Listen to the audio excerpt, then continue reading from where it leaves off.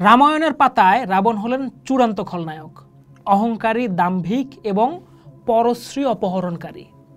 দশেরার দিনে অনেক স্থানে তার কুশপুত্তলিকা দাহ করে অশুভের উপর শুভের জয় উদযাপন করা হয়। কিন্তু আপনি কি জানেন, ভারতেরই এমন অনেক জায়গা আছে যেখানে রাবণ ঘৃণিত নন, বরং পূজিত হন, যেখানে তাকে একজন মহান শিব ভক্ত, জ্ঞানী পণ্ডিত এবং একজন শক্তিশালী রাজা হিসেবে সম্মান জানানো হয়। আজকের পর্বে আমরা দেখব যে ভারতের সংস্কৃতি কতটা বৈচিত্র্যময়, যেখানে খলনায়কেরাও অন্য একটি পরিচয়ে পরিচিত হতে পারেন।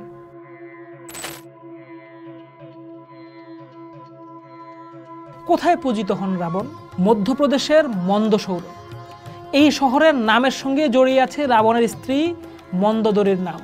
স্থানীয় বিশ্বাস অনুযায়ী মন্দসৌরই ছিল মন্দোদরীর পিতৃভূমি এবং সেই সূত্রে রাবণ হলেন এই অঞ্চলের জামাতা।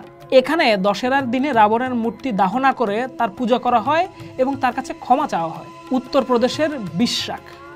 দিল্লির কাছে অবস্থিত এই গ্রামটিতে রাবণের জন্ম হয়েছিল বলে মনে করা হয়। তার পিতা ঋষি বিশ্রাবার নাম অনুসারে এই গ্রামের নাম হয়েছে বিশাখ। এখানে মানুষ রাবণকে গ্রামের সন্তান হিসেবে দেখেন এবং তার জ্ঞান ও পাণ্ডিত্যের জন্য গর্ববোধ করেন। এখানে রাবণের মন্দিরও আছে। কর্ণাটকের কোলার। দক্ষিণ ভারতের এই অঞ্চলে রাবণকে একজন মহান শিব ভক্ত হিসেবে পূজা করা হয়। এখানকার মানুষ ফসল কাটার উৎসবে রাবণের পূজা করে এবং বিশ্বাস করে যে রাবণকে সন্তুষ্ট করলে স্বয়ং মহাদেব প্রসন্ন হবেন। হিমাচল প্রদেশের কাঙ্গড়া। এখানকার মানুষ বিশ্বাস করেন যে রাবণ কৈলাস পর্বতে তপস্যা করে মহাদেবের কাছ থেকে অমরত্বের বর লাভ করেছিলেন, তাই শিবের ভক্ত হিসেবে তারা রাবণকেও সম্মান করেন। আচ্ছা, কেন এই সম্মান? রাবণের অন্যান্য পরিচয়গুলো রাবণকে পূজা করার পেছনে কিছু জোরালো যুক্তি তৈরি করেছে। রাবণ ছিলেন অতুলনীয় শিব ভক্ত। মহাদেবের সর্বশ্রেষ্ঠ ভক্তদের একজন ছিলেন তিনি।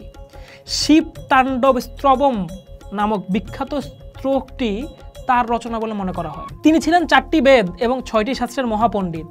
জ্যোতিষশাস্ত্র, আয়ুর্বেদ এবং তন্ত্রবিদ্যায় তার পাণ্ডিত্য ছিল কিংবদন্তি তুল্য। তিনি তার রাজ্য লঙ্কাকে স্বর্ণপুরীতে পরিণত করেছিলেন এবং তার প্রজারা সুখে শান্তিতে বাস করছিল।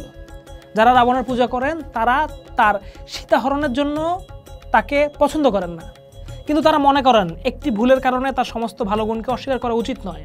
তাদের কাছে রাবণ হলেন একজন ট্র্যাজিক হিরো, যার পতন হয়েছিল তার অপরিসীম অহংকারের কারণে।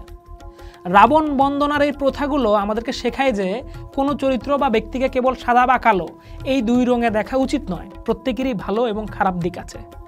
ভারতীয় সংস্কৃতির এই বৈচিত্র্য আমাদের এক গভীর দর্শন শেখায়, ভিন্ন দৃষ্টিকোণকে সম্মান করা এবং কোনো একক আখ্যানকে চূড়ান্ত মনে না করা। এটিই হলো সহিষ্ণুতা এবং বহুত্বের দারুণ উদাহরণ।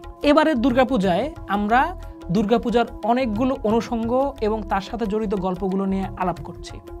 সামনের পর্বে আমরা আলাপ করব অসুরদের নিয়ে।